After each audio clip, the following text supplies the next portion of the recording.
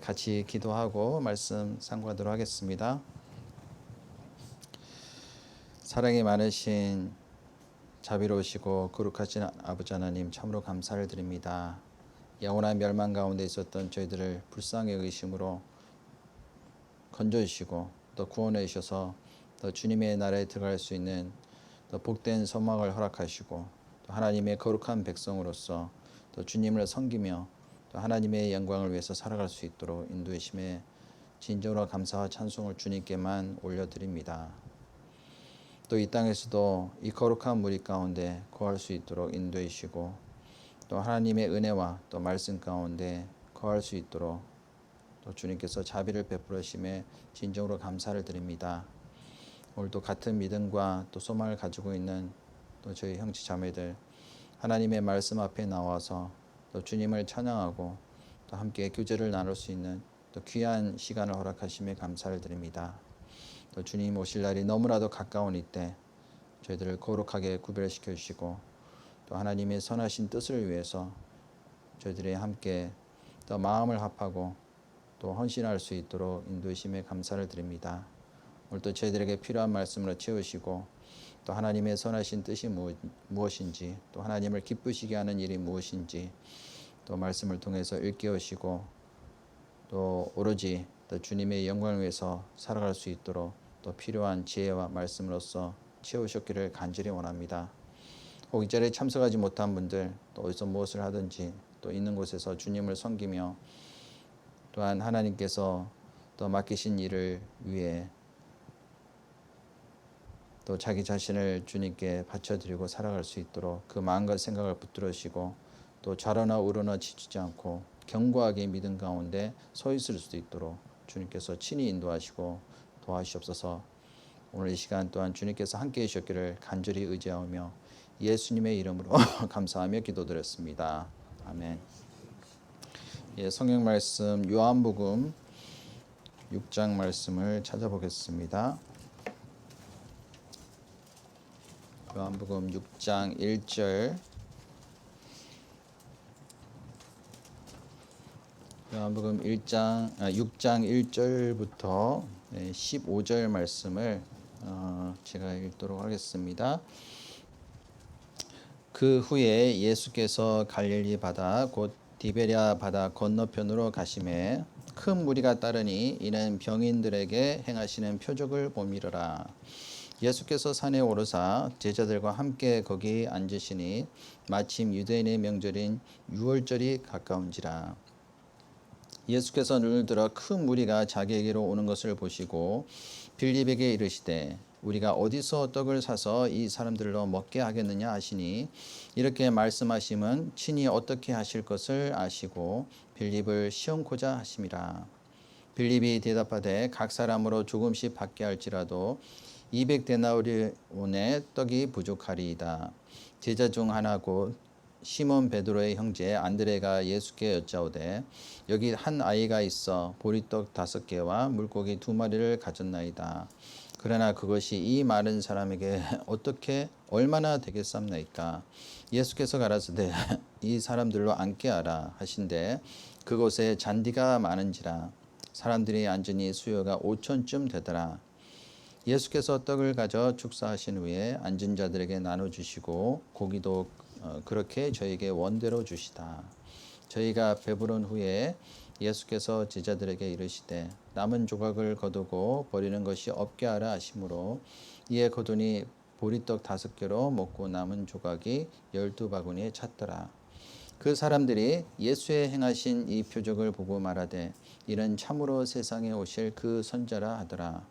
그러므로 예수께서 저희가 와서 자기를 억지로 잡아 임금 삼으려는 줄을 아시고 다시 혼자 산으로 떠나가시니라.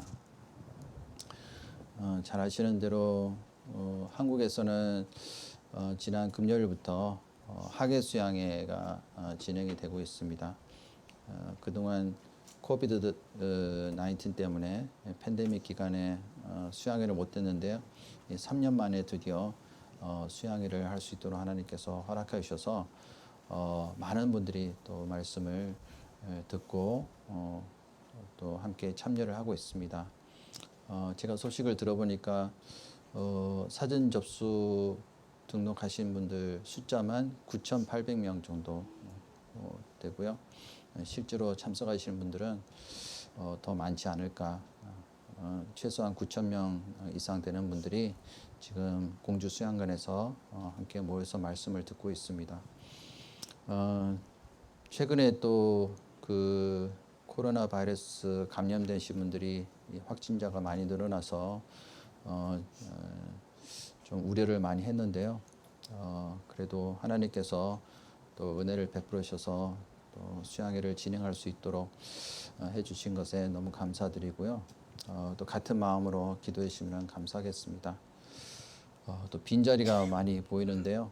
아마도 한국에 가 계신 분도 많이 계신 것 같고 다른 지역으로 가신 분들도 많이 계신 것 같습니다. 무사히 또 잘 돌아올 수 있도록 기도해 주시면 감사하겠습니다. 오늘은 그 방금 읽은 요한복음 6장 말씀을 중심으로 해서 그 생명의 떡이신 예수님이라는 주제로 같이 말씀을 상고해 보도록 하겠습니다. 성경 전체는 예수님 한 분을 증거하는 책이라고 할 수가 있어요. 예수님이 누구이신지, 또 예수님이 하신 일이 무엇인지, 그리고 예수님께서 하신 일이 나와 무슨 상관이 있는지 그것을 안다는 것은 굉장히 중요하다고 볼 수가 있습니다. 구약 성경은 오실 예수님에 대해서 증거하신 말씀이고 신약 성경은 이미 오신 예수님에 대해서 증거하는 말씀입니다. 그리고 예수님이 누구이신지, 예수님 바로 하나님 자신이시며 하나님께서 인간을 구원하시기 위해서 이 땅에 그 인간의 몸을 입고 오신 분이 바로 예수님이시잖아요. 태초부터 계신 그 하나님이 그 우리와 함께 거하시기 위해서 직접 2000년 전에 이 땅에 오셨습니다. 그 예수님을 안다는 것은 굉장히 중요하죠. 요한복음 17장 3절에 보면은 영생은 곧 유일하신 참 하나님과 그의 부르신 자 예수 그리스도를 아는 것이니라라고 이제 말씀하셨습니다. 그 모든 믿음은 아는 것에서부터 출발이 되는 것 같아요. 그 무조건 믿는 것은 어떻게 보면은 헛된 믿음이 될 수도 있고 맹신이 될 수도 있습니다. 근데 내가 무엇을 믿기 위해서는 믿음의 대상이 확실해야 되겠죠. 누구를 믿고 있는 것인지, 그리고 그 믿음에 대한 근거가 확실해야 됩니다. 무엇을 근거로 해서 믿을 수가 있는지, 그리고 왜 믿어야 되며 그 믿음의 목적이 무엇인지, 그것을 통해서 우리가 궁극적으로 얻고자 하는 것이 무엇인지를 우리가 확실히 알아야 되겠습니다. 그래서 성경을 배우는 목적은 그 영생을 얻기 위함이라고 할 수가 있어요. 영원한 생명. 사람은 한평생 살다가 결국에는 죽으면은 그 끝나는 것이 아니라 반드시 하나님의 심판대가 있다라고 말씀하셨습니다. 사람은 영적인 존재이기 때문에 영원한 세계가 분명히 있거든요. 그래서 하나님의 심판을 피할 수 있는 유일한 방법은 바로 영생을 얻는 것이라고 할 수가 있어요. 영원한 생명, 구원을 받는다, 또 거듭난다, 같은 뜻이잖아요. 그래서 요한복음 3장에 보면은 사람이 거듭나지 않으면 하나님 나라에 들어갈 수 없느니라라고 말씀하셨어요. 그래서 우리를 거듭나게 하시는 예수님. 또 요한복음 2장에 보면은 가나 혼인잔치에서 그 물이 포도주가 되게 하는 그 기적을 통해서 변화시키는 그 예수님. 또 요한복음 4장에는 그 사마리아 우물가의 여인을 만나셔서 그 생수를 공급해 주실 수 있는 그 예수님. 우리에게 마르지 아니하는 영원하도록 솟아나는 그 샘물이 되리라라고 말씀하셨습니다. 결국에는 예수님으로만 우리는 만족감을 받을 수가 있고 예수님을 통해서만이 우리가 참 기쁨을 누릴 수 있음을 우리에게 말씀을 하셨습니다. 그리고 요한복음 5장에는 그 베데스다의 그 38년 된 병자를 고치심으로 해서 고치시는 예수님, 그리고 참 안식을 주시는 예수님, 그 병자를 고치시는 그 날이 안식일이었거든요. 그리고 오늘은 그 요한복음 6장에 잘 아시는 아주 유명한 사건이죠. 그 5,000명에게 떡을 먹이시는 오병이어의 기적을 통해서 그 예수님이 어떤 분이신지를 우리가 같이 한번 살펴보도록 하겠습니다. 그 요한복음 6장 1절에 보시면은 그 후에 예수께서 갈릴리 바다 곧 디베랴 바다 건너편으로 가심에 큰 무리가 따르니 이는 병인들에게 행하시는 표적을 봄이라라. 자, 이 사건은요, 예수님께서 배를 타시고 갈릴리 바다 건너편으로 건너가셨을 때 있었던 사건이라는 것을 알 수가 있습니다. 이 갈릴리 바다는 다른 이름으로 이 디베랴 바다라고도 하는데요.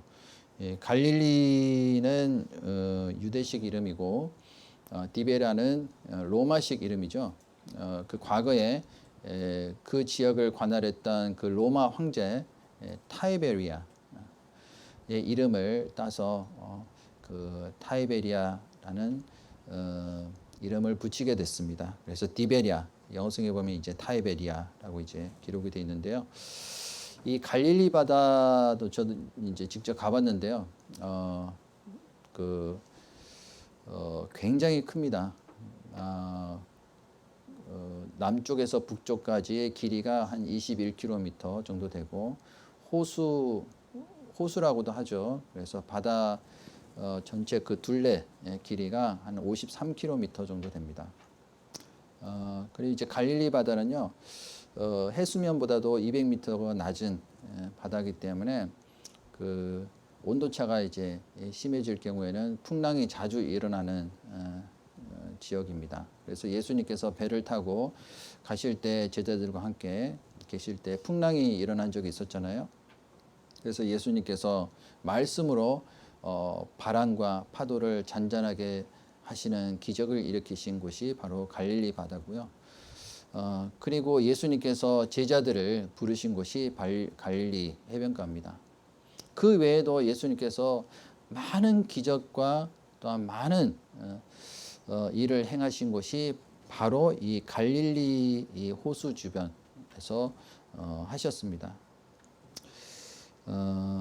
여기도 보면은 예수님께서 갈릴리 바다 곧 디베랴 바다 건너편으로 가심에 큰 무리가 따르니 많은 사람이 예수님을 따라갔어요. 왜 예수님을 많이 따라갔을까요? 이 사람들은요, 병인들에게 행하시는 표적을 봄이라라. 예수님께서 병자들을 고치시고 또 그 문둥병자를 고치시고 안진뱅이를 고치시고 고치시는 일들을 많이 하셨잖아요. 그 외에도 귀신을 쫓아내시고 또 많은 기적을 행하셨습니다. 그 기적을 보고 예수님을 많이 쫓아갔어요.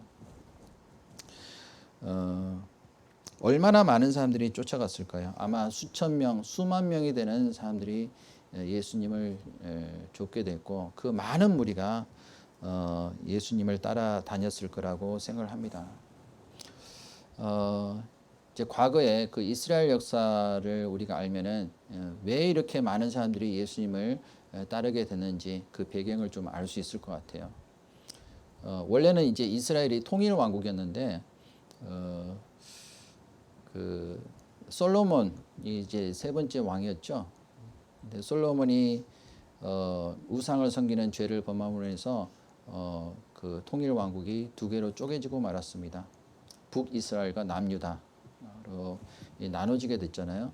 그래서 이스라엘은 12지파가 있었는데 12지파 중에서 10지파는 이제 북이스라엘로 이제 속하게 됐고 그리고 두 지파 유다 지파와 이제 베냐민 지파는 남유다에 속하게 됐습니다. 그래서 그때부터는 이제 나라가 둘로 쪼개져서 이제 완전히 틀린 그런 어떤 통치하에 이제 이스라엘이 존재하게 됐습니다. 그런데 그 이후에도 이스라엘 사람들이 하나님을 섬기지 아니하고 다른 우상을 섬기는 그런 일을 계속 범하고 불순종하는 일이 있었습니다. 그래서 결국에는 북이스라엘은요 BC 722년 아수르에 의해서 완전히 멸망을 당하고 말았습니다. 나라가 완전히 없어져 버렸어요. 남유다는 BC 586년 바벨론에 의해서 멸망을 당하고 그리고 완전히 이 이스라엘 백성들은 포로로 잡혀가서 그때부터는요 자유가 완전히 이제 박탈당하는 일이 있었습니다. 솔로몬이 세웠던 그 궁전과 화려한 그 성전 완전히 불타버리고 말았죠. 그리고 바벨론 70년 포로 생활을 하고 난 이후에 페르시아의 지배를 받았고 그 이후에는 또 그리스, 로마에서 지배를 받았습니다. 그래서 이스라엘 백성들은 그때부터 나라를 잃은 그 서러움 그리고 다른 나라에 의해서 정복을 당하고 지배를 당하는 그 가운데서 하나님께서 구약 성경에 그 약속하신 그 메시아만 오면은 그들이 로마 제국을 완전히 정복하고 그 메시아의 왕국을 이룰 수 있다라는 어떤 기대감을 가지고 메시아를 기다리고 있었습니다. 근데 예수님께서 많은 기적을 행하시고 또 많은 이제 그 이적을 행하시는 그 모습을 보고 이제 이스라엘 백성들이 아마도 저 사람이 메시아가 아닌가 라는 그러한 그 기대감을 가지고 예수님을 많이 따르게 됐습니다. 그들은요 오로지 현실적인 문제, 지금 현재 자기들이 겪고 있는 여러 가지 어려움을 해결해 줄 수 있는 육신적인 어떤 고통을 해결해 줄 수 있는 메시아를 간절히 고대하고 기다렸던 거예요. 하지만 예수님이 이 땅에 오신 목적은 죄인들의 그 죄를 예수님께서 친히 담당하시고 그리고 우리를 구원하셔서 이 땅의 어떤 그 행복과 만족을 주시기 위한 것이 아니라 영원한 만족 그리고 영원한 소망을 우리에게 주시기를 원하시는 분이잖아요. 그래서 천국의 그 어떤 기쁨 그리고 영원한 안식 그리고 하나님의 그 돌보신 가운데서 살아갈 수 있도록 하기 위해서 예수님께서 이 땅에 오셨습니다. 그런데 많은 사람들이 그 예수님에 대해서 오해하고 그리고 예수님이 자기들의 육신적인 문제를 해결해 주실 걸로 기대를 했습니다. 그래서 많은 사람들이 표적을 보고 따라갔어요. 3절에 보면은 예수께서 산에 오르사 제자들과 함께 거기에 앉으시니 마침 유대인의 명절인 유월절이 가까운지라. 그때가 마침 이제 유월절이 얼마 남지 않은 시점이었던 것 같습니다. 유월절이 어떤 절기인지는 잘 아시죠? 이스라엘에는 총 7가지의 절기가 있는데요. 그 중에서 굉장히 큰 명절 3가지가 있습니다. 그 중에 하나가 유월절이죠. 유월절, 오순절, 초막절 이 3가지 절기가 되면은 그 이스라엘의 그 남자들은 성인들은 그 예루살렘에 올라가서 그 절기를 지켜야 되는 그 법이 있습니다. 근데 이제 유월절이 가까웠어요. 특히 유월절은 많은 명절들 중에서도 가장 이스라엘 백성들에게 중요한 절기라고 할 수가 있습니다. 그러니까 출애굽기에 보면요. 이스라엘 백성들이 그 애굽 땅에서 400년 동안 종사를 하는 동안에 많은 그 어떤 고통과 괴로움 가운데 있었을 때 하나님께 부르짖음으로 해서 하나님께서 마침내 모세라는 선자를 택하셔서 그들을 인도하시는 모습을 볼 수가 있습니다. 애굽 땅에서 그들을 구원해 내셔서 가나안 땅으로 가는 그 일을 행하셨는데 그런데 문제는 뭐냐면은 그때 당시에 애굽의 왕이 바로 왕이 이스라엘 백성들을 놔주기를 싫어하는 거예요. 그래서 하나님께서 10가지 재앙을 내리셨습니다. 9가지 재앙을 내렸는데도 불구하고 바로 왕이요 마음을 강팍하게 먹고 이스라엘 백성들을 놔주기를 싫어하는 거예요. 그래서 하나님께서 마지막 재앙 10번째 재앙을 내리셨는데 그것이 바로 애굽의 장자들은 다 죽는 재앙입니다. 그 재앙에서 건짐을 받을 수 있는 유일한 길은 뭐죠? 흠없고 점없는 그 어린 양을 잡아서요. 그 피를 자기 집의 문설주와 임방에다가 바르라고 말씀하셨어요. 그리고 하나님께서 내가 피를 볼 때 너희를 넘어가리니 이 재앙이 너에게 내려 멸하지 않게 하리라. 피를 볼 때 하나님이 넘어가신다고 하셨어요. 그래서 영어 성경에 보면 이제 Passover이라고 되어 있는데요. 하나님께서 넘어가신다, 재앙이 넘어간다라는 뜻으로 이제 유월절이라고 이제 명칭을 붙이게 됐습니다. 그때부터 이스라엘 백성들의 해마다 그 유월절을 지키게 됐습니다.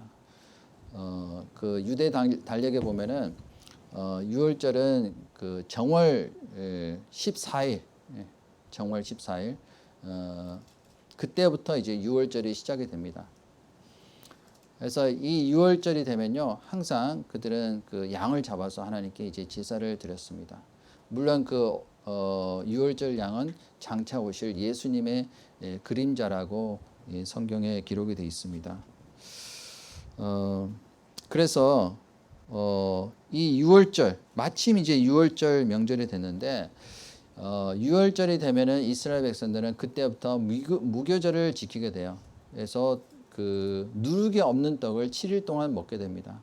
그것은 무엇을 의미하느냐 하면은 이제 예수님의 피를 통해서 구원함을 받은 사람은 더 이상 이 세상에 어떤 욕심과 어떤 죄 가운데 살아가는 것이 아니라 누룩과 같은 그 죄를 다 벗어버리고 정말 거룩하게 구별돼서 살아갈 것을 말씀하시는 거예요.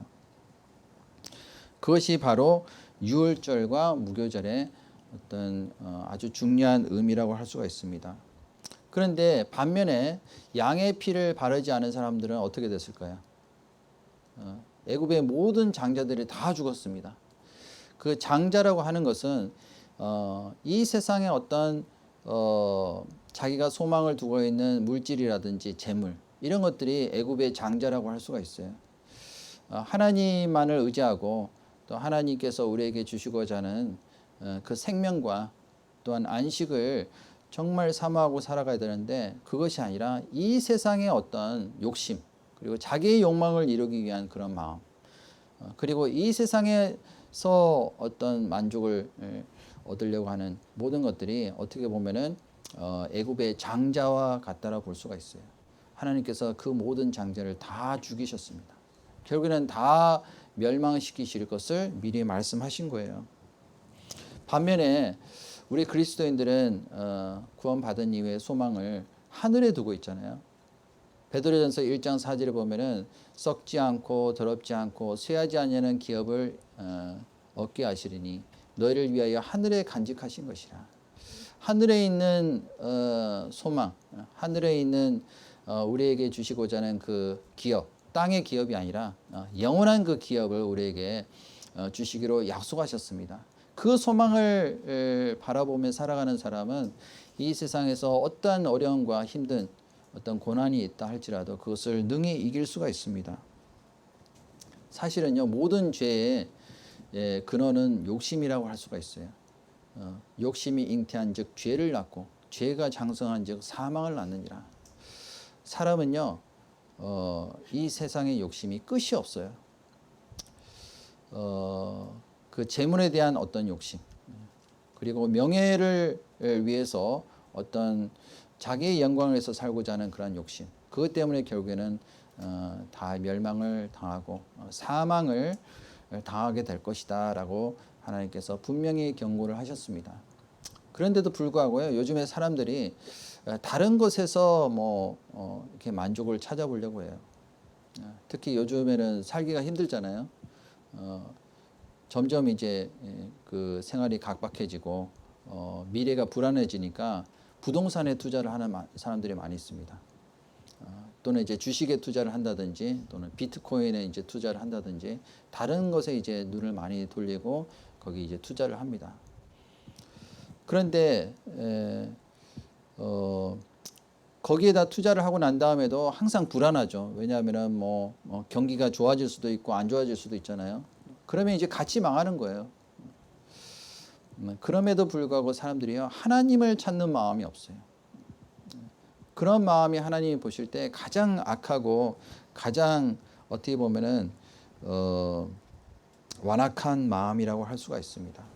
누가복음 12장 20절에도 보면은 오늘 밤에 네 영혼을 도로 찾으리니 그러면 네 예비한 것이 네 것이 되겠느냐. 자기를 위하여 재물을 쌓아두고 하나님께 대하여 부여치 못한 자가 이와 같으니라. 자기를 위해서는 재물을 많이 쌓아놓는데 하나님을 위해서는 또 자기의 영혼을 위해서는 전혀 해놓은 것이 없어요. 그런 사람이야말로 가장 불행한 사람이라고 할 수가 있어요.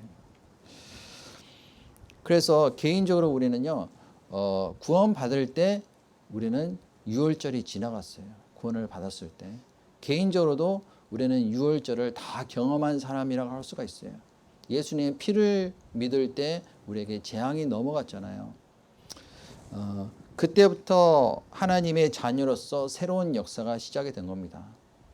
이스라엘 백성들이 유월절을 기점으로 해서 새로운 역사가 시작이 됐거든요.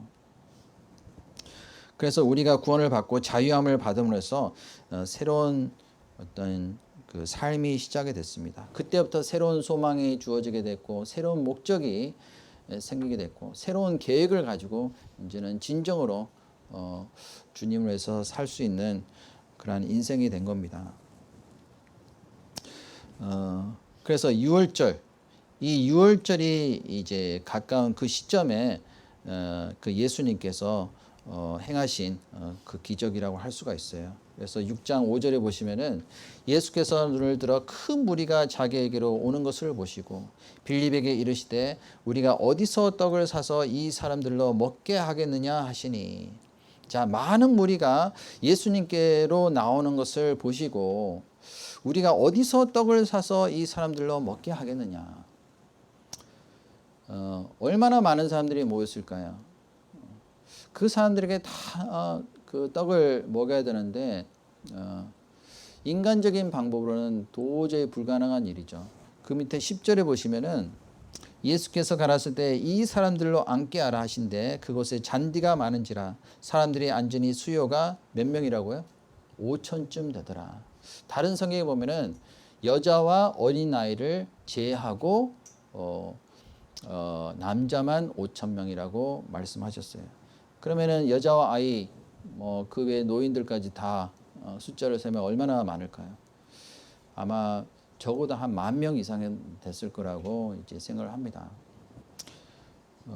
제가 아까 말씀드렸잖아요. 그 지금 하계 수양에 9,000명, 9,000명, 10,000명은요 엄청나게 많은 숫자예요. 지금 수양관 우리 그 켄터키 수양관에 믿음관 대강당을 만들었는데 거기에 좌석이 1,000명이거든요. 근데 거기에 10배라고 생각하면 돼요. 그렇게 많은 사람들이 예수님을 따르고 그리고 예수님을 좇고 있는데 문제는 뭐냐면은 이 많은 사람들을 어떻게 먹일 것인가. 자, 그렇게 질문을 하신 이유는 예수님이 몰라서 그렇게 질문을 하셨을까요? 예수님이 하실 수 없어서 그렇게 질문하셨을까요? 그 뒤에 보시면은 6절에 이렇게 말씀하심은 뭐라고요? 친히 어떻게 하실 것을 아시고 미리 아시고 빌립을 시험코자 함이니라. 자, 빌립에게 이렇게 이제 질문하신 것은 뭐냐면은 빌립의 마음을 또 빌립의 믿음을 시험하시기 위해서 질문을 하셨어요. 하나님께서 우리에게 때로는요 그 인간적인 방법으로는 전혀 불가능한 그런 상황이 됐을 때 하나님께서 시험을 하십니다. 그런 상황에서 어떻게 그 문제를 해결을 하는지를 보시거든요. 근데 빌립이 뭐라고 대답했죠? 7절에 보시면은 빌립이 대답하되 각 사람으로 조금씩 받게 할지라도 200데나리온의 떡이 부족하리다. 이 12제자 중에서 빌립은요 굉장히 돈 계산이 빠른 사람이에요. 금방 돈 계산을 했습니다. 200데나리온. 굉장히 돈에 대해서는 밝은 사람인 것 같아요. 데나리온은요 그때 당시에 사용했던 화폐 단위인데 그 한 사람이 하루 동안에 그 노동을 해서 벌어들이는 품삯이 바로 한 데나리온이에요. 요즘에 하루 종일 일해가지고 벌 수 있는 돈이 어느 정도 될까요? 뭐 최소한 한 100불이라고 한번 생각을 해보겠습니다. 그러면은 200데나리온이면은 얼마나 될까요? 200 곱하기 100 한번 해보세요. 빨리. 돈 계산 빠르시잖아요. 2만 불입니다. 2만 불. 그때 당시 2만 불이면은 굉장히 큰 돈이죠. 요즘에 한 사람이 그 식사를 할 때 예를 들어서 뭐 점심 한 끼를 먹는다 그러면 얼마 정도 들까요? 제가 최근에 이제 그 맥다날 가지고 그 이제 밀이죠, 밀. 그걸 이제 시켜가지고 먹었는데 한 10불 정도 되더라고요. 10불이 넘었어요, 벌써. 점점 이제 이 물가가 이제 올라가지고요. 10불 가지고 어디 뭐 점심 한 끼 사 먹기가 참 어려운 시대가 됐습니다.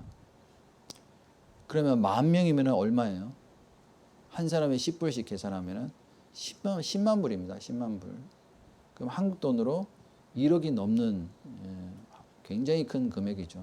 그 많은 사람들을 먹이기 위해서 그 정도 돈이 필요한 거예요. 그런데 돈이 있다 할지라도 어디서 그 많은 사람들을 먹이기 위해서 음식을 사올 수가 있겠어요? 전혀 불가능한 거예요. 그래서 이 빌립은 주님 각 사람에게 떡을 조금씩 나누어 줄지라도 200데나리온의 떡이 부족할 것입니다. 라고 이제 대답을 한 겁니다. 요즘에 참 물가가 많이 올라갔죠. 뭐 가스값도 많이 올라가고 밀가루 가격도 굉장히 많이 올라갔더라고요. 작년에 비해서 한 86%가 올라갔습니다. 굉장히 비싸졌어요. 요즘에 모든 것이 다 올라갔어요. 그래서 생활비도 점점 올라가고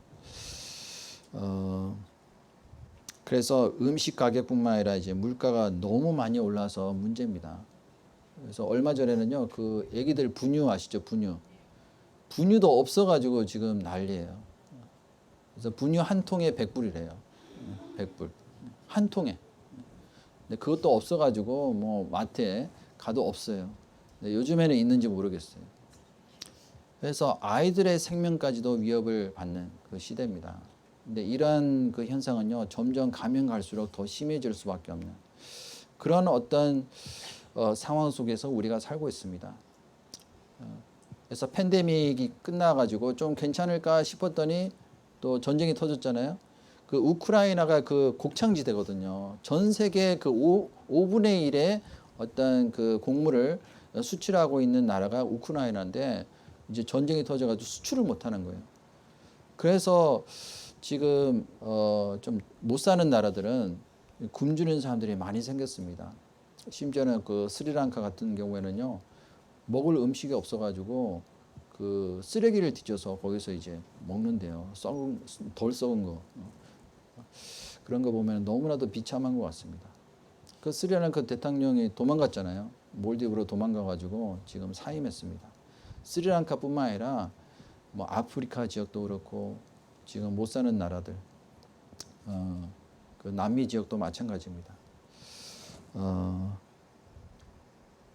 그때 당시에도 이 이스라엘 백성들이요 살기가 그렇게 좋지는 않았던 것 같습니다. 그래서 그 많은 양의 떡을 어디서 어떻게 한꺼번에 살 수 있었겠어요? 그건 불가능한 거예요. 인간적인 어떤 생각으로는 전혀 도저히 있을 수 없는 일이라는 것을 이제 알고 있었던 것 같습니다. 그런데 반면에 8절에 보시면은 제자 중 하나 곧 시몬 베드로의 형제 안드레가 예수께 여짜오되 여기 한 아이가 있어 보리떡 5개와 물고기 2마리를 가졌나이다. 그러나 그것이 이 많은 사람들에게 얼마나 되겠삼나이까. 자, 여기에 한 소년이 마침 가지고 있었던 그 아마 점심 도시락이었던 것 같아요. 자기 혼자 먹으려고 도시락을 싸가지고 왔는데, 야, 얼마나 열정이 대단하면 도시락까지 싸가지고 다니면서 예수님이 따라다녔을까요?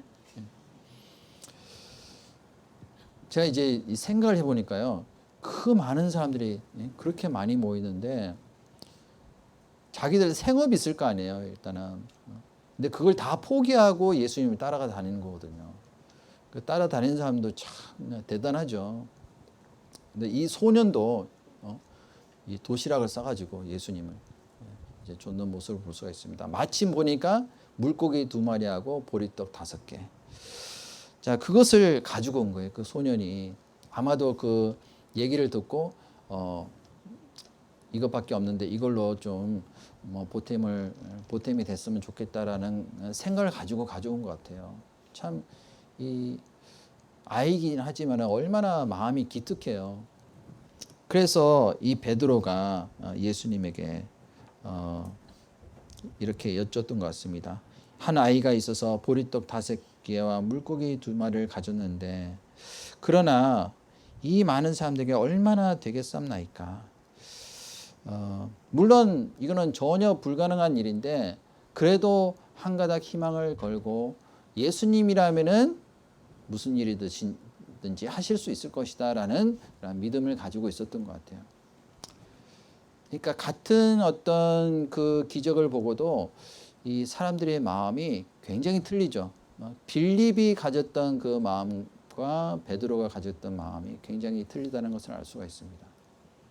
베드로는요, 예수님이 행하신 그 기적을 많이 봤잖아요. 그렇기 때문에 예수님이라면 분명히 무슨 일을 하실 수 있을 것이다. 그 믿음이 있었던 거예요. 그래서 보리떡 5개와 물고기 2마리를 가지고 온 겁니다. 그리고 그것을 통해서 주님의 능력이 나타나기를 기대를 했어요. 그래서 10절에 보시면은 예수께서 가라사대 이 사람들로 앉게 하라 하신대 그곳에 잔디가 많은지라 사람들이 앉으니 수요가 5천쯤 되더라. 그곳에 마침 잔디가 있었는데 사람들을 다 앉혔어요. 남자만 5천 명입니다. 그러니까 10,000명 이상 되는 사람들이 다 잔디에 앉은 거예요. 마가복음 6장에 이제 같은 그 내용이 기록이 되어 있는데요. 거기는 더 자세하게 기록이 되어 있어요. 100명씩, 50명씩 이렇게 이제 줄지어서 아주 질서정연하게 앉았어요. 찾아볼까요? 마가복음 6장 한번 찾아보겠습니다. 마가복음 6장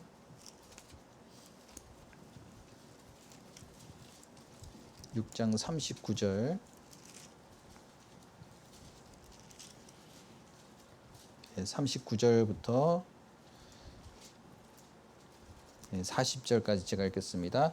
제자들을 명하사 그 모든 사람으로 때를 지어 푸른 잔디 위에 앉게 하시니 때로 혹 100씩 혹 50씩 앉은지라. 그냥 질서가 없이 막 자기 마음대로 앉은 것이 아니라 100명씩 50명씩 다 질서정연하게 앉아있는 모습을 우리가 좀 상상해 볼 수 있을 것 같아요. 하나님은 질서를 좋아하시는 분이거든요. 어지러움의 하나님이 아니라고 말씀하셨어요. 그래서 그들은 예수님이 뭔가를 하지 않을까라는 그 기대감을 가지고 예수님을 바라보고 있어요.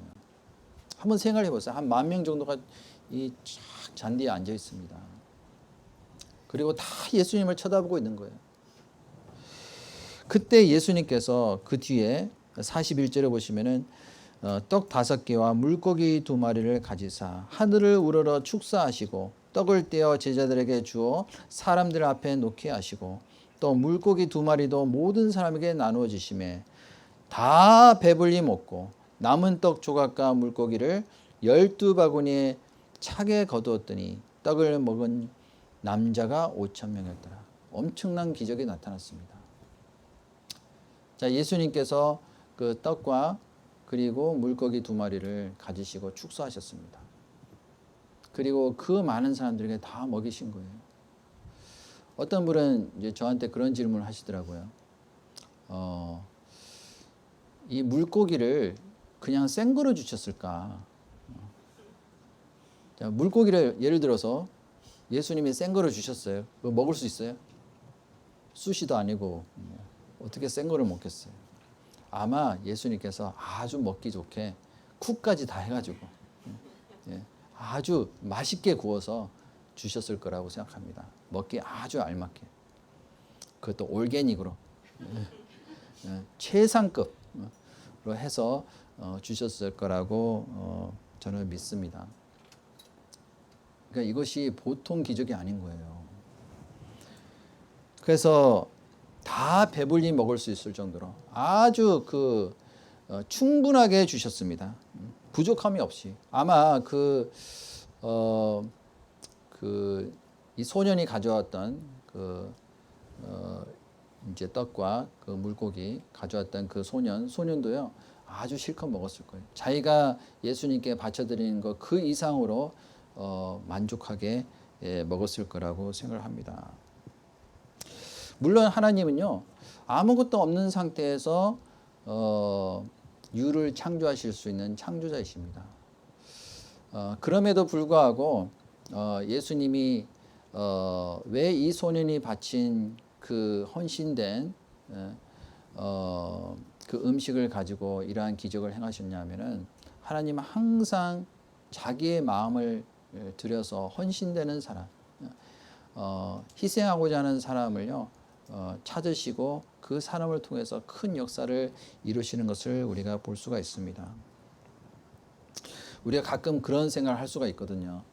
우리 교회 안에서 엄청나게 돈이 많은 부자가 나타나가지고 구원을 받아서 그 사람이 헌금을 많이 하면은 금방 우리가 뭐 큰 교회다 이렇게 지을 수 있지 않을까. 뭐 론도 얻지 않고 뭐 500만 불, 600만 불짜리 엄청나게 예를 들어서 일론 머스크라든지 뭐 빌 게이츠 같은 사람 구원 받으면 한 사람 구원 받으면 끝나는 거예요. 그러면은 좋지 않을까? 어떻게 생각하세요? 하나님은 절대로 그렇게 역사하지 않으십니다. 어떤 분은요, 우리가 다 복권을 사자, 복권. 그래서 막 기도를 해가지고 1등에 당첨되게 기도를 해서 한 명만 당첨되면 대박 나는 거잖아요.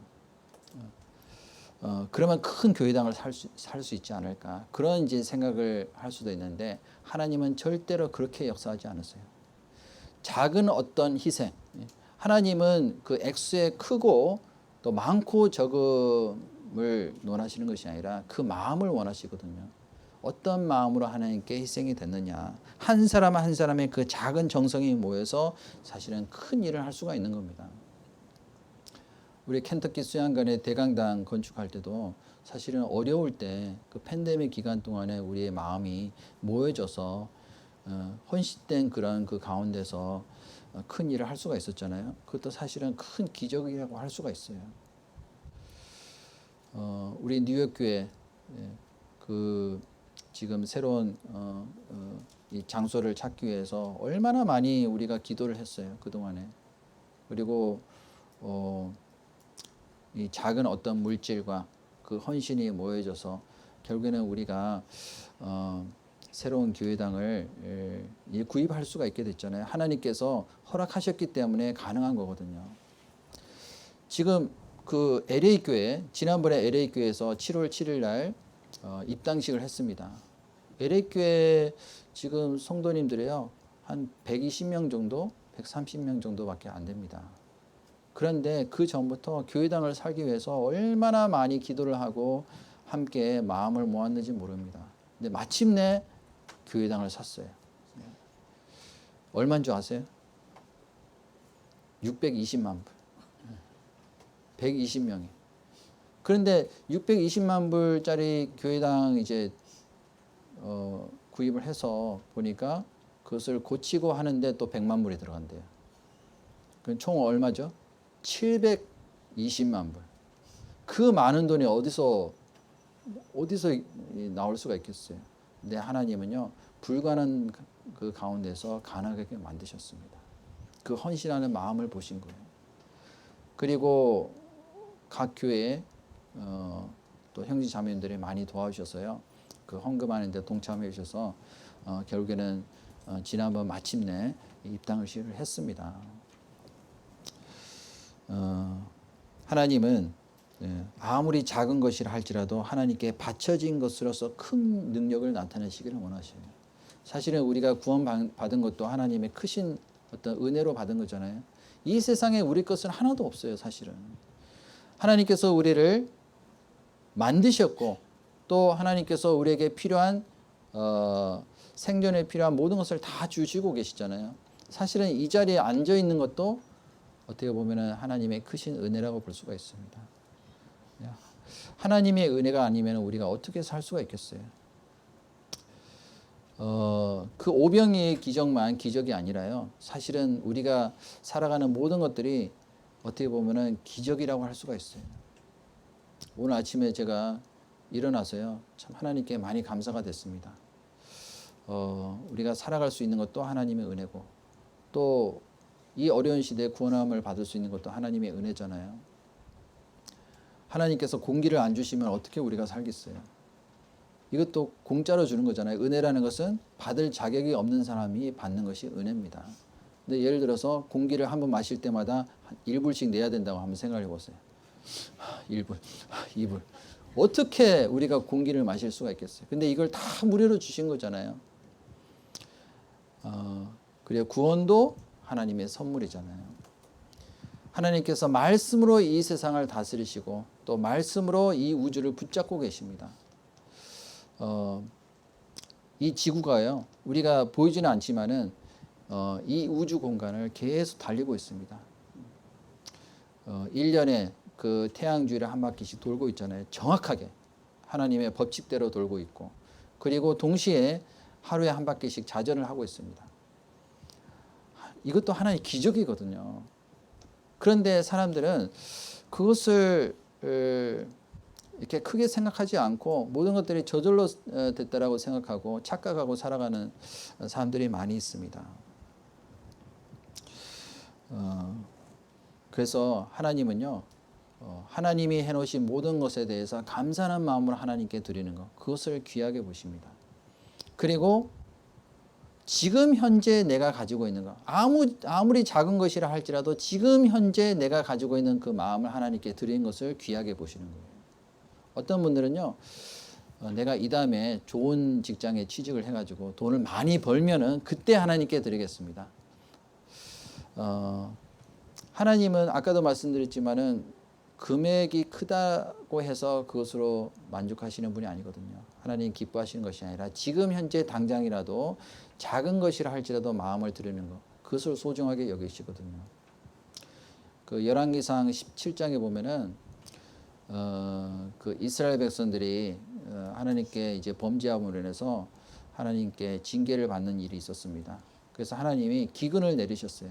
먹을 것이 없는 거예요. 그래서 너무나도 큰 흉년이 왔습니다. 그때 엘리야 선지자도 먹을 것이 없는 거예요. 그래서 하나님께서 엘리야 선지자에게 사르밧 지역에 과부가 있는데 거기 가서 양식을 얻으라 라고 말씀하셨어요. 아니 왜 부자도 많이 있는데 왜 하필이면은 가난한 과부 집에 가서 양식을 얻으라고 말씀하셨을까요? 그래서 그 말씀대로 하나님께서 말씀하신 대로 과부의 집에 갔습니다. 근데 그 가난한 그 과부의 집, 그 먹을 것이 진짜 하나도 없었어요. 이 가루 한 통에 한 웅큼, 그리고 이 병에 이제 기름 이제 얼마밖에 없었습니다. 그래서 한 사람 먹을 수 있는 한 끼니 때울 수밖에 없는 그 양식밖에 없었던 거예요. 그거 먹고 이제 죽으려고 그러는데, 그런데 엘리야가 와가지고 그걸 나에게 줘서 먹게 하라. 벼룩의 간을 빼먹으라 그러지. 지금 그거 먹고 죽으려고 하는데 그걸 나한테 주라는 거예요. 그러면 하나님이 너에게 넘치도록 주실 것이다. 병에 그 기름이 떨어지지 아니할 것이고, 그리고 통에 가루가 떨어지지 아니할 것이다. 그렇게 얘기를 했더니 그 말씀대로 엘리야가 얘기를 한 대로 했습니다. 네, 놀라운 일이 벌어졌어요. 진짜 통에 가루가 안 떨어지는 거예요. 병에 기름이 떨어지지 않았습니다. 하나님의 그 엄청난 기적이 나타났습니다. 잠깐 한번 찾아보실까요? 그 열왕기상 17장 15절을 보겠습니다. 열왕기상 17장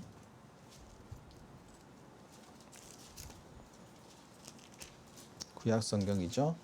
17장 13절부터 제가 읽겠습니다. 13절. 엘리야가 저에게 이르되 두려워 말고 가서 네 말대로 하려니와 먼저 그것으로 나를 위하여 작은 떡 하나를 만들어 내게로 가져오고 그 후에 너와 네 아들을 위하여 만들라. 이스라엘 하나님 여호와의 말씀이 나 여호와가 비를 지면에 내리는 날까지 그 통에 가루가 다하지 아니하고 그 병에 기름은 없어지지 아니하리라 하셨느니라. 15절 16절은 같이 읽겠습니다. 저가 가서 엘리야의 말대로 하였더니 저와 엘리야와 식구가 여러 날 먹었으나 여호와께서 엘리야로 하신 말씀같이 통에 가루가 다하지 아니하고 병에 기름이 없어지지 아니하니라. 참 놀라운 사건이 벌어졌습니다. 가난한 과부의 작은 헌신을 받으신 거예요. 그리고 더 넘치도록 주셨습니다. 이것이 실제로 있었던 사건이에요. 지금도 그런 일들이 현재 일어나고 있는 거예요. 하나님께 바쳐드렸더니 더 하나님께서 많이 베풀어 주시는 그 하나님의 은혜를 우리가 경험할 수가 있습니다. 그리고 하나님은요, 사람들의 눈에 봤을 때 비천한 사람, 가난한 사람, 멸시받는 사람, 그리고 무시받는 사람을 하나님이 귀하게 불러서 쓰십니다. 하나님은 절대로 부자를 불러서 쓰지 않으셔요. 똑똑한 사람, 그 사람들에게 높임을 받는 사람, 그런 사람들을 하나님은 쓰시지 않습니다. 그 소년, 한 아이가 가지고 있는 그 아주 작은 것인데 그것을 가지고 엄청난 능력을 행하셨잖아요. 지금도 그러한 일들은 우리 교회 가운데 그러한 기적들이 많이 일어나고 있어요. 하나님은 모든 것에 부유하신 분이잖아요. 우리에게 모든 것을 다 주실 수 있는 분이에요. 그리고 충분히 채워주실 수 있는 분임을 나타내십니다. 예수님께서 그 제자들을 부르실 때도 똑똑한 사람 안 불러셨어요. 그 가난한 어부, 베드로, 요한, 그리고 야고보, 또 안드레, 이런 그 가난한 사람들을 부르셨어요. 그리고 없는 사람들을 불러셔서 하나님께서 귀하게 쓰시는 모습을 볼 수가 있습니다. 예수님께서 이 땅에 오실 때 가난한 목수의 아들로 태어나셨잖아요. 예수님은 육신적으로 봤을 때는요, 내세울 것이 하나도 없는 분이에요. 이 세상에서 예수님께서 33세기를 살아가시면서 자기 것은 아무것도 없었습니다. 예수님은 집도 없으셨어요. 머리들 것도 없다라고 말씀하셨습니다. 그리고 예수님은 예루살렘에 입성하실 때도요, 나귀 새끼를 빌려서 타셨어요.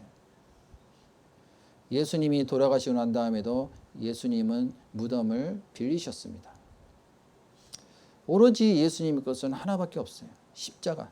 십자가 외에는 내가 자랑할 것이 없나니. 사도 바울도 그렇게 간증을 했잖아요. 우리 속에는요, 예수님께서 희생하시고 나를 위해서 구원하신 그것만큼 큰 건 없는 거예요. 그래서 예수님께서 이 땅에 오신 것은 섬김을 받기 위해서 오신 것이 아니라 도리어 섬기려 하고 자기의 목숨을 많은 사람의 대속물로 주려 하십니다. 예수님은 우리에게 주시기 위해서 오신 거예요. 예수님은 우리에게 받기를 원하시는 분이 아닙니다.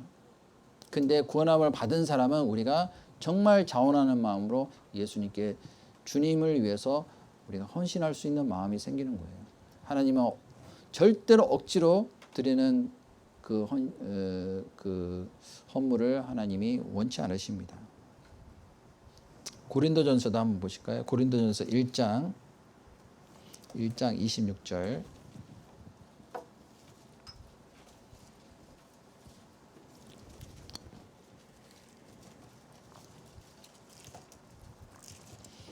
고린도전서 1장 26절부터 29절까지 제가 읽겠습니다. 형제들아 너희를 부르심을 보라. 육체를 따라 지혜 있는 자가 많지 아니하며 능한 자가 많지 아니하며 문벌 좋은 자가 많지 아니하도다. 그러나 하나님께서 세상의 미련한 것들을 택하사 지혜 있는 자들을 부끄럽게 하려 하시고 세상의 약한 것들을 택하사 강한 것들을 부끄럽게 하려 하시며 하나님께서 세상의 천한 것들과 멸시받는 것들과 없는 것들을 택하사 있는 것들을 폐하려 하시나니. 29절 같이 읽겠습니다. 이는 아무 육체라도 하나님 앞에서 자랑하지 못하게 하려 하심이라. 하나님 앞에서 우리가 자랑할 수 있는 것들이 뭐가 있겠어요? 우리가 구원을 받은 것도요, 우리가 무엇을 해서 받은 것이 아니잖아요. 너희가 믿음으로 말미암아 그 은혜를 인하여 구원함을 받았나니. 이것이 너에게서 난 것이 아니요 하나님의 선물이라. 행위에서 난 것이 아니니 이는 누구든지 자랑치 못하게 하려 하심이라. 자랑할 수 있는 것은 아무것도 없어요.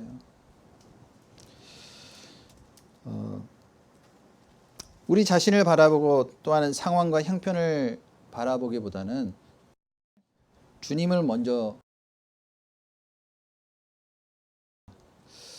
그것을 하나님이 원하시죠. 하나님을 신뢰하고 의지함으로 우선적으로 하나님의 말씀에 순종하는지를 보시는 거예요. 하나님만을 자랑하게 하기 위해서 그렇게 하십니다. 그래서 주님은 자기에게 바쳐진 그 물고기 2마리 그리고 보리떡 5개 그것을 가지고 5,000명을 먹이시고 또 남았어요. 요한복음 6장으로 다시 돌아가겠습니다. 요한복음 6장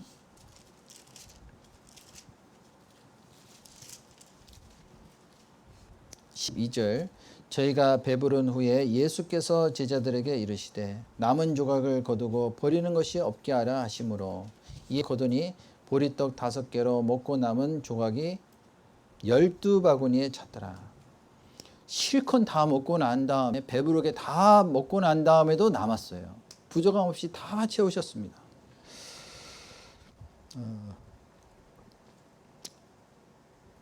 그 마가복음 8장에 보면은 4,000명을 먹이시고 7광주리가 남았다라는 그 말씀도 기록이 되어 있습니다.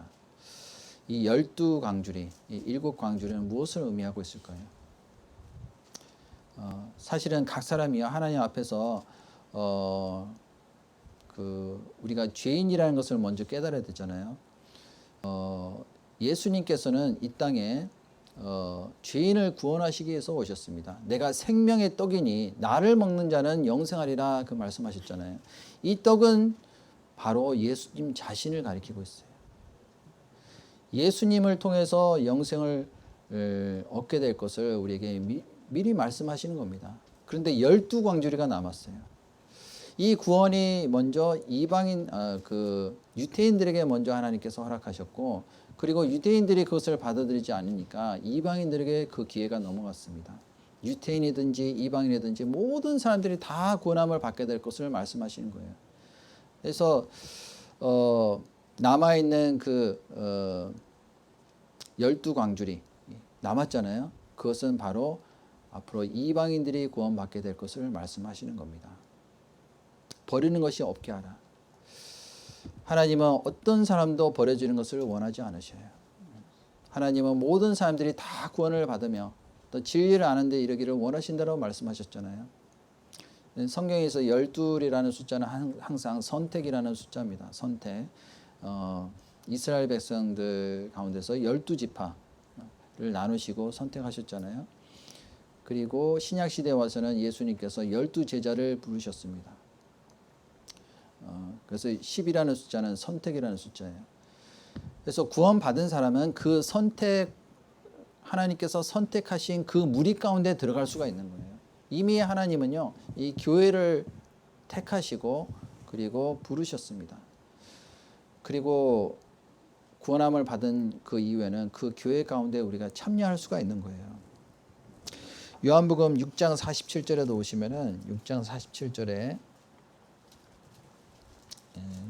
47절부터 51절까지 제가 읽겠습니다.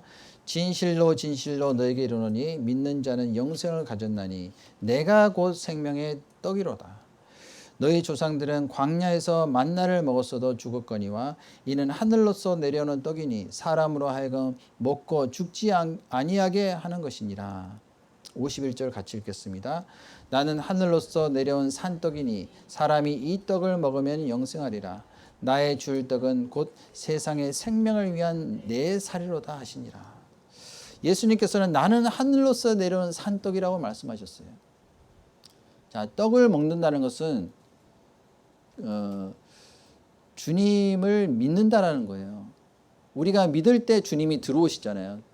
떡을 먹게 되면 그 떡이 나의 피가 되고 살이 됩니다. 생명을 유지할 수 있는 어떤 근원이 되는 거예요. 마찬가지로 주님을 믿을 때 주님이 들어오시는 거예요. 그리고 주님이 나와 함께 거하심으로 해서 내가 살아가는 데 필요한 모든 것을 다 공급을 해주십니다. 그래서 예수님께서는 나는 하늘로서 내려온 산떡이라고 말씀하셨어요. 사람이 이 떡을 먹으면 영생하리라. 떡을 만들려면 뭐가 필요하죠? 밀이 필요하죠. 그러면은 밀 가지고 우리가 떡을 만들려면은 밀을 완전히 부서뜨려야 되잖아요. 가루로 만들어야 됩니다. 그리고 그 가루에다가 기름을 붓고 해서 이제 떡을 반죽을 해가지고 우리가 구워서 만드는 거잖아요. 마찬가지로 예수님께서 생명의 떡으로서 이 땅에 오시기 위해서는 자기 몸이 완전히 부서져야 되는 거예요. 우리를 구원하시기 위해서, 우리에게 생명을 주시기 위해서 예수님의 몸이 완전히 십자가에서 부서졌습니다. 내가 받아야 될 전주를 예수님이 대신 받으셨어요.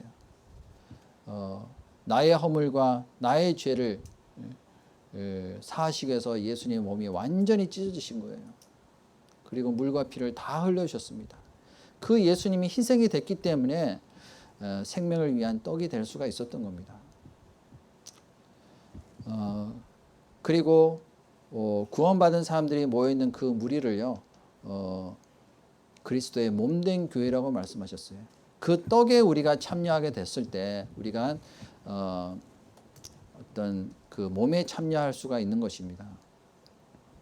그리고 이 떡은 또 동시에 말씀을 가리키고 있습니다. 마태복음 4장 4절을 보시면 예수님께서 기록되었으되 사람이 떡으로만 살 것이 아니요 뭐라고요? 하나님의 입에서 나오는 모든 말씀으로 살 것이니라. 이스라엘 백성들이 광야 생활을 하는 동안에 먹을 것이 없었어요. 그래서 하나님께서 그 하늘에서 양식을 주셨죠. 그래서 만나를 매일매일 주셨어요. 아침마다 이스라엘 백성들의 그 만나를 거둬들여서 먹었습니다. 매일매일 주시는 그 양식. 그것이 바로 우리에게 구원받은 이후에 우리에게 주시고 있는 그 말씀이잖아요. 말씀을 통해서 우리에게 계속 생명을 공급해 주시고 계시는 거예요. 구원받은 이후에 우리가 살아가는 데 필요한 모든 말씀. 그 말씀이 아니면 우리가 어떻게 살아갈 수가 있을까요? 불가능한 거예요. 또 예수님께서 그 40일 동안 금식을 하시고 광야에 있을 때 시험을 받으실 때 그 말씀하신 거예요. 그래서 마귀가 예수님을 시험하면서 네가 하나님의 아들이거든 이 돌덩이를 명해서 떡이 되게 해라. 그때 예수님께서 기록되었으되 시편 8장 3절 4절 말씀 인용하셨잖아요. 정확하게. 기록되었을 때 사람이 떡으로만 살 것이 아니요 하나님의 입에서 나오는 모든 말씀으로 살 것이니라. 그 말씀으로 마귀의 그 시험을 이기신 거예요. 우리도 이 세상에 살아가는 동안에 많은 마귀의 유혹과 시험이 있습니다. 첫 번째 적은 자기 자신이라고 할 수가 있어요. 자기의 육신을 이길 수 있는 그 힘의 원동력이 어디서 나오냐면 이 말씀이잖아요. 이 말씀은 바로 성령의 검이라고 말씀하셨습니다.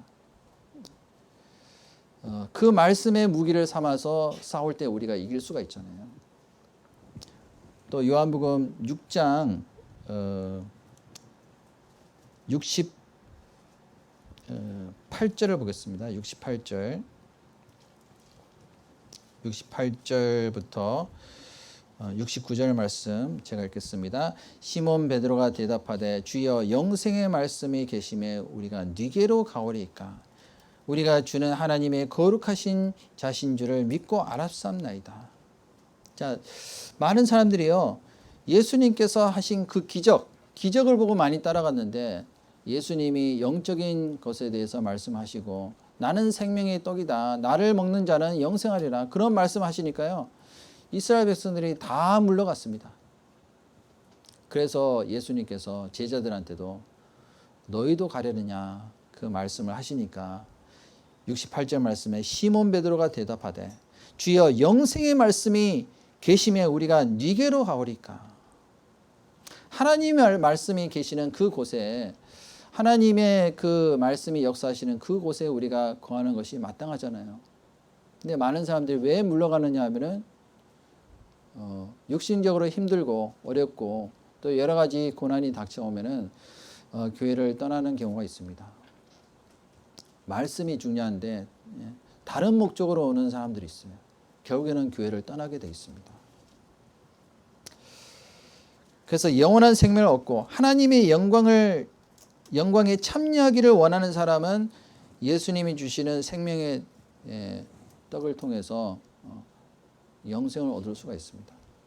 영생의 말씀이 여기 계신데 우리가 어디로 갈 수가 있겠어요? 지금 한국에서 수양관에서 많은 사람들이 모여서 말씀을 듣고 있잖아요. 그 영생의 말씀이 아니라면은 무슨 의미가 있겠어요? 우리가 교회 가운데서 헌신하고 또 함께 참여할 수 있는 이유는 뭐냐면은 영생의 말씀이 있기 때문에 그렇습니다. 생명의 말씀. 우리가 교회당을 새로 건축하고 그리고 그것을 위해서 함께 참여하고 동참하고 또 함께 헌신한 이유가 뭐죠?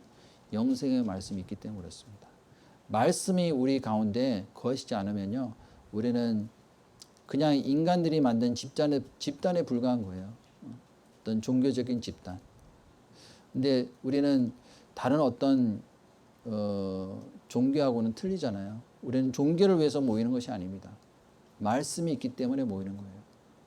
말씀이 역사하시는 그 가운데서 우리는 그 하나님의 기적을 볼 수가 있습니다. 이 세상에서 가장 큰 기적이 뭔지 아세요? 말씀을 듣고 구원받는 그 영혼이 탄생이 될 때 그것이 가장 큰 기적이라고 할 수가 있어요. 요한복음 5장 25절에 보면은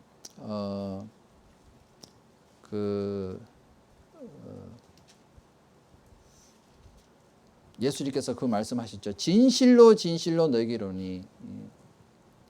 한번 찾아볼까요? 요한복음 5장 25절 그 앞에 있으니까요.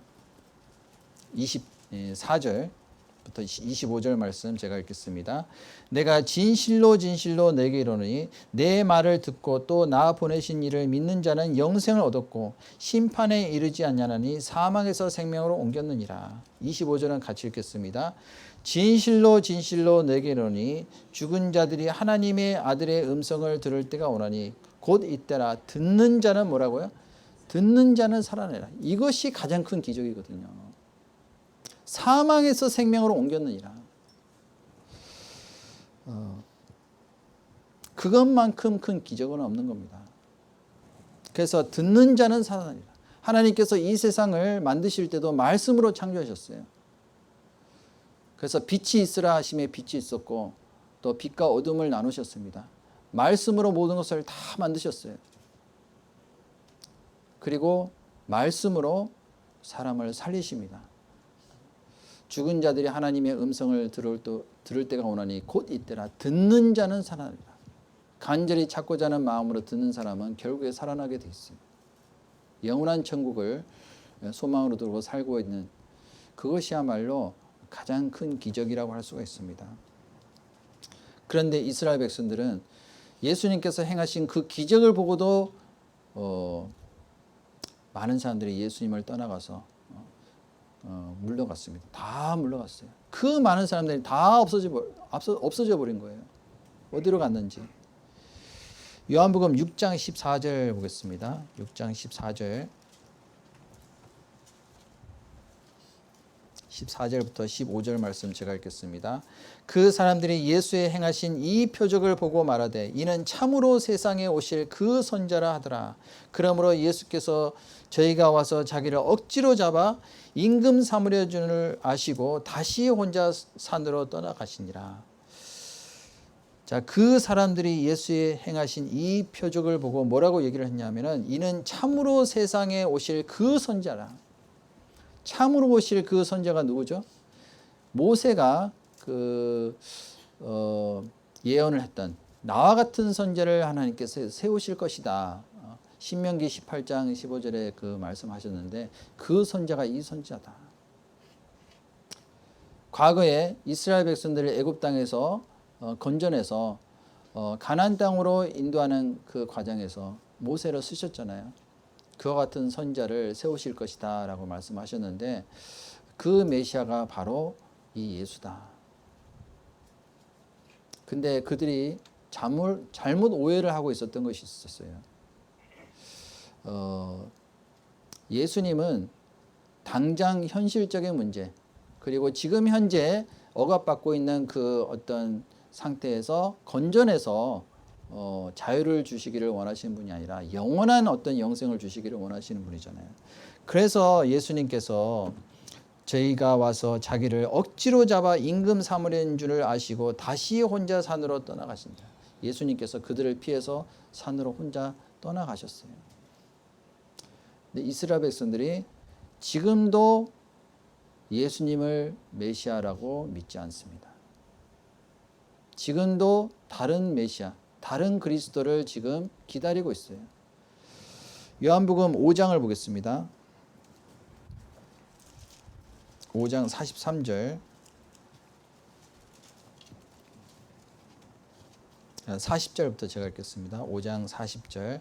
그러나 너희가 영생을 얻기 위하여 내게 오기를 원하지 아니한도다. 나는 사람에게 영광을 취하지 아니하노라. 다만 하나님을 사랑하는 것이 너희 속에 없음을 알았노라.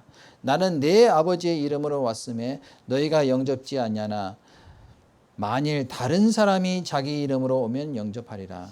너희가 서로 영광을 취하고 유일하신 하나님께로부터 오는 영광을 구하지 아니하니 어찌 나를 믿을 수 있느냐. 43절에 보시면은 다른 사람이 자기 이름으로 오면 영접하리라. 그 속에 하나님을 사랑하는 마음이 없다는 것을 아셨어요. 예수님은. 그리고 영생을 얻기 위해서 내게 나오기를 원하지 않는다. 하나님은 우리의 마음과 생각을 다 감찰하시는 분이잖아요. 어떤 마음으로 어떤 목적으로 나오는 것을 예수님은 다 아십니다. 가룟 유다의 마음도 아셨을까요? 모르셨을까요? 가룟 유다는요, 예수님의 제자가 됐는데 제자가 된 그 이후로부터 항상 돈에 대한 욕심이 있었어요. 결국에는 예수님을 은 30에 팔아버렸잖아요. 그 속에 하나님을 사랑하는 마음이 전혀 없었습니다. 영생을 얻고자 하는 마음이 전혀 없었어요. 그런데 다른 사람이 자기 이름으로 오면 영접하리라. 이 다른 사람이 누굴까요? 바로 적그리스도입니다.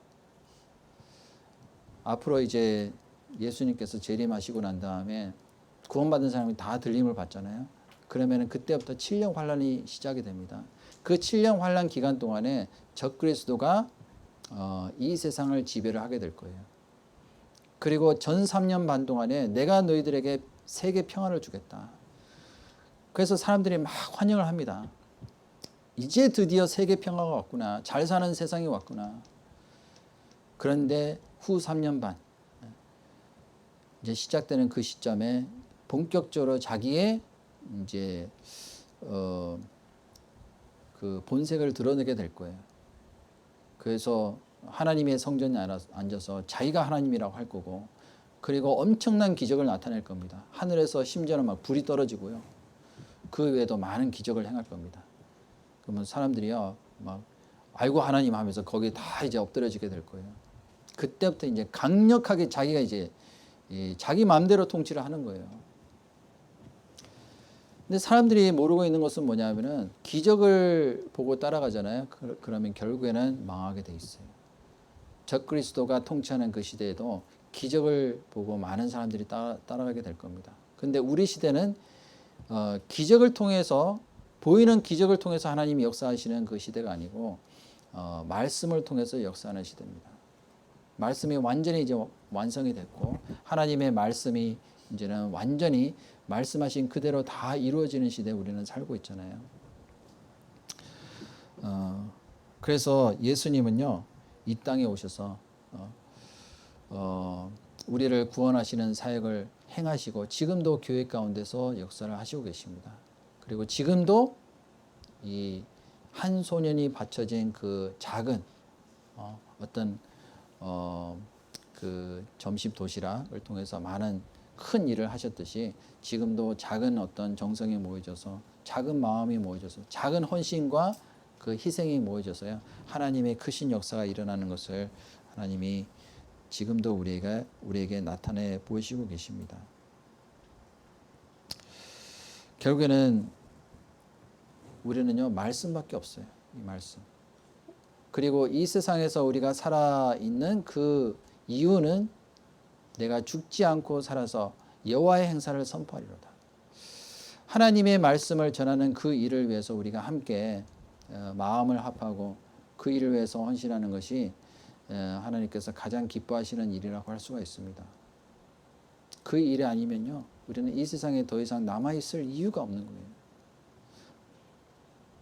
이제 복음을 전할 수 있는 기회도 이제는 얼마 남지 않은 것 같습니다.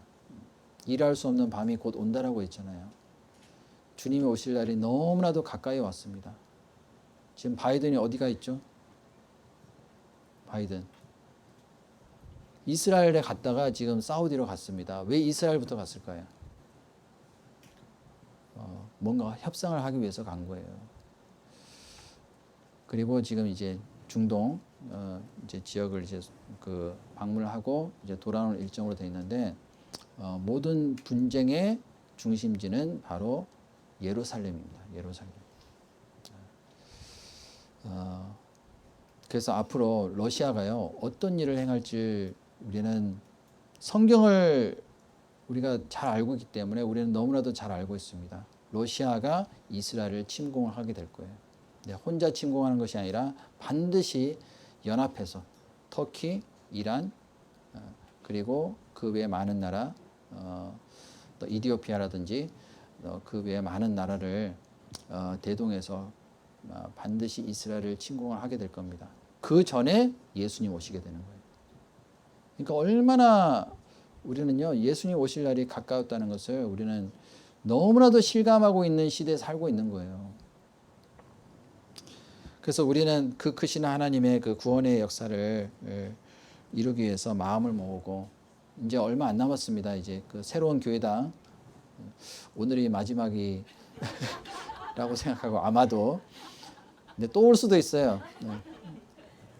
근데 아마도 마지막이 되지 않을까 그런 그 기대감을 가지고 다음번에는 진짜 훌륭한 교회당에서 그 정말 새로운 마음으로 같이 말씀을 배우고 또 말씀을 전할 수 있는 그런 기회가 왔으면 좋겠습니다. 그래서 8월 22일부터 우리 신민철 목사님 또 성경 강연에 있으니까요. 그 전에 또 주위에 한번 돌아보시고요. 또 전도하실 분들이 있는지 지금부터 이제 좀 이렇게 물밑 작업을 하시면 좋을 것 같아요. 그래서 새로운 교회당 옮기기 전에 가지는 마지막 전도 집회가 될 것 같습니다. 그래서 집회를 위해서 같은 마음으로 기도해 주시고요. 같은 마음으로 참여해 주시면 감사하겠습니다. 같이 기도하고 마치겠습니다. 사랑이 많으신 자비로우시고 거룩하신 아버지 하나님 참으로 감사를 드립니다. 너무나도 하나님 앞에서 추악하고 더러운 또 죄 가운데 살고 있었던 죄들을 불쌍히 여기심으로 구원해 주시고 그 귀하신 그 보혈로 저희들의 모든 죄를 사하심으로 하나님의 나라에 들어갈 수 있는 귀한 소망을 허락하심에 참으로 감사를 드립니다. 아직도 너무나도 부족하고 또 연약하고 또 지혜가 없는 부분들이 많이 있습니다. 저희들이 들을 수 있는 것은 정말 너무나도 없지만은 작은 정성과 또 마음이 모여져서 주님께 헌신돼서 바쳐짐으로 또 충성된 일꾼으로 또 귀하게 쓰임 받을 수 있도록 주님께서 자비를 베푸시고 저희 교회를 통해서 더 크신 하나님의 역사가 일어날 수 있도록 또 주성님께서 친히 인도하시고 도와주시기를 간절히 의지합니다. 또 8월 22일부터 계획되어 있는 또 대전도 집회 이번에도 많은 영혼들이 하나님의 말씀 앞에 나와서 구원받을 수 있는 귀한 역사가 일어나기를 간절히 원합니다. 또 지금 현재 진행되고 있는 또 하계수양회 또 한국에 있는 많은 영혼들 주님께서 불러 모으시고 이번에도 많은 영혼들이 또 구원함을 받는 또 귀하신 하나님 역사가 일어나기를 간절히 원합니다. 모든 것 주께 부탁드리며 예수님의 이름으로 감사하며 기도드렸습니다. 아멘.